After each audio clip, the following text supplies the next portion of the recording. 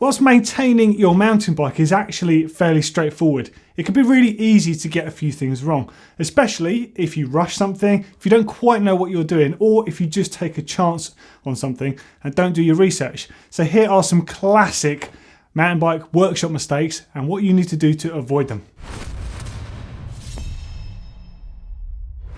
Working in inappropriate footwear. Yeah, okay, we've all done this, and really it doesn't need spelling out to show you just how bad this can be. If you're in a workshop and you're in bare feet, flip-flops, even just in your socks, you're asking for trouble really. Bikes have heavy components on them, they've got heavy tools that you start using, things like hammers. All it's going to take is to accidentally slip and you're going to be in a realm of pain.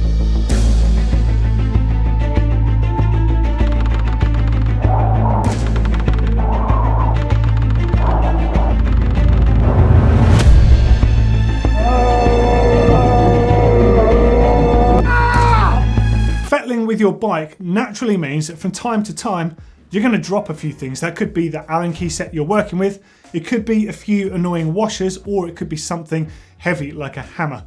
And I can tell you firsthand, dropping a hammer on the top of your foot is one of the most painful things you'll ever do. It's right up there with treading barefooted on Lego, or even worse, on a plug on the middle of the night when you're on the way to the loo. I can tell you it is exactly 13 times more painful than falling off your bike. But on a more serious note, you are working with bikes, you're working with tools that are sharp things floating around in the workshop, so do take care. White t-shirts and light clothing. Bikes are dirty. Drivetrains, they're even more dirty. Now, despite what those 50-to-1 boys are doing and what all the cool kids are doing, white t-shirts are a terrible idea for mountain bikers, especially in the workshop. Doddy, you're so dirty, look at you. What are you talking about? You state. Now, wearing dark clothes obviously is a much better idea. When you do get dirty, at least you can't see it and it means it's easier to wash out. But a better idea is actually just to get yourself a workshop apron. Make a lot of sense, you can stick your tools in them. Job done. Give me that. Blunt cable cutters. Now, this is a classic workshop error. I see this a lot with people that skimp on cable cutters to get themselves a nice value set that never really cut through the cable. And I see these people like hacking at cables trying to get through. But what you need is a quality set of cable cutters. These will cut through your cable precisely every single time. You won't get any of those frayed cables which cut the ends of your fingers, which is excruciatingly painful. One note though, get yourself a pair of cable cutters. Buy once, do it right, and they will last you. But make sure you do not use them for anything except cutting through cables. Now, I've got a really old set. You can see how old and faded they are by comparison to these brand new workshop spec ones.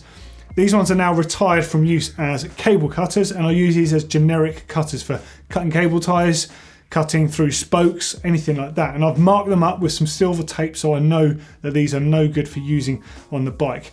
I definitely recommend doing the same if you've got a knackered pair, because you can still get use out of them, just don't go hacking at your cables. Get yourself a nice fresh sharp pair and only use them for that. Rounding off bolt heads. Now, possibly one of the quickest way to round off a bolt head is getting imperial and metric Allen keys confused.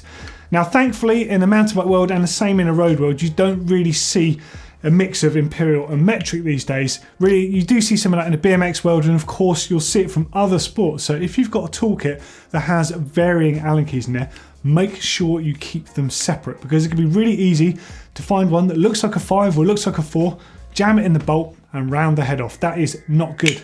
Just need to sort his jockey wheel bolt, 3mm. Thank you.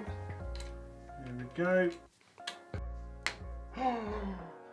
Oh shit! Mano and SRAM rear derailleurs both have tiny little countersunk bolts that hold the jockey wheels in place. Now, these are super easy to round off, so make sure that A, the bolt is in vaguely good condition before you even start using it. B, make sure that your Allen key is in fine condition. It's got nice sharp chiseled edges on it. Don't go using an old one that's slightly rounded. You're asking for trouble and it's going to be a big pain in the ass. And ultimately, this is why we tell people to buy quality tools, because they last a lot longer. Remember the motto? Only a rich man buys cheap tools. Slipping sockets. Now, the top cap on most suspension forks, you will need to access this in order to put air volume spacers in. Now, you'll think a normal socket is the ideal thing for this, but most typical sockets you'll get in toolkits will have slightly chamfered edges like this one here. That's to aid them to get them to slide onto a bolt head nicely. But in the case of a real shallow-headed bolt head, like you see on the top of a suspension fork, this is a really bad idea. They're made of soft aluminium, and it does mean that you actually round those edges off really fast, so don't use one that's got edges like this. What you really want to be doing is either get yourself one that's already got a flat surface to it, get an old socket and grind it down, or get yourself a purpose-built one like this one, for example, from Fox, designed for the fork, and you can get purpose-made spanners exactly for the job. And if something like this is the sort of tool that you're not going to use that often, chip in with your mates and get a set between you of those less commonly used tools. Well worth it. Using the wrong tool for the job. Now, I think we all know where I stand on this. I think that you should have the correct tools for any job, but it doesn't always happen like that. And it does mean that a lot of the time you see people bodging. Yeah, I've seen you doing it. I've done it from time to time, and I've got to say, it is quite useful to be able to bodge here and there. What I'm talking about is if you do find yourself in a situation where you round off the head of a bolt, say it's a 4mm one on the front of a stem, you can actually sometimes get a T25 Torx key into that. It will find some traction, so sometimes it can be useful to sort of get you out of danger. And likewise, if you're at the side of the trail and say the 8mm bolt on your crank has come loose, you can wedge a 6 and a 2 in there, and it will just about nip it up tight enough, certainly to hopefully get you to the next spot, or until you find another rider that will have an 8mm. And well, we've all done it. We've all fitted a headset with a block of wood and a mallet, but that's for another video on GMBN Tech soon. Just keep an eye out for that one. Being ham-fisted. Now, we've all seen this one. There's no excuse for it. Being ham-fisted around a bike isn't going to get you anywhere. And if anything, it's just going to cost you money. Now, working on bikes isn't hard. As long as you follow a procedure, it's pretty logical, to be honest. So just take your time. If there's a job that's frustrating you, walk away from it. Get a bit of fresh air. Never work on a bike when you're in a bit of a mood, your stress level's pretty high. It's never going to work out that well. All you're going to end up doing is snapping a bolt, rounding a bolt off, or doing something you're really going to regret, especially in the wallet department. Misplacing tools. The main answer to misplaced tools are lending them out. Do not ever lend your tools to anyone, because you won't see them again. Now, every tool needs to have a home. Now, you don't have to have a workshop quite as well organised as this place, or even as retentive as my own workshop, which is pretty retentive, to be fair. But it is important that you do have somewhere to store your tools. You do that and you're going to be able to avoid the rare phenomenon known as workshop rage. Now, this happens when you're working on your bike, you're just about to go out riding, and there's one crucial tool missing that you need. It's always something like a 5mm Allen key, the most common thing there is. Where is it? Yeah, you lent it to a mate, didn't you? Cool, and the last thing I need is just a mallet. Seriously, it's got one place. I bet those guys next door at GCN I bet they've got it.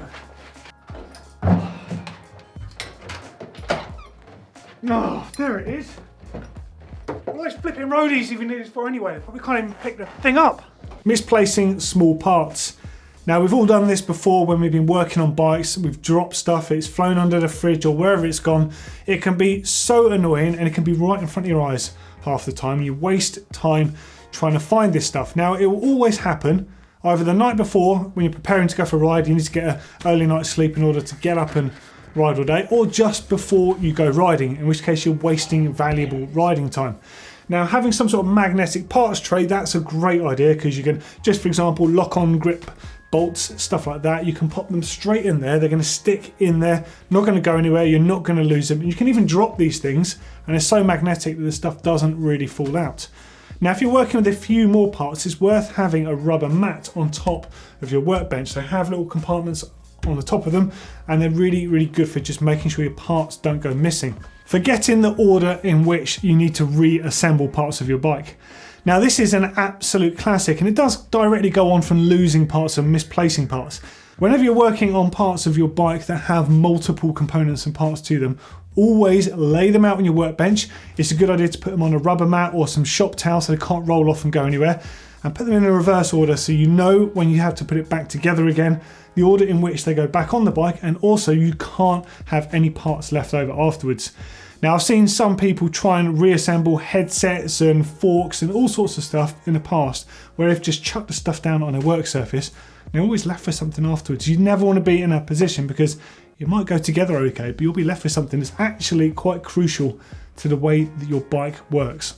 Over-tightening spokes. Now this is another classic. So you've got a loose spokes or your back wheel is a little bit buckled from that downhill run you've just done. So you start attacking it with the spoke key.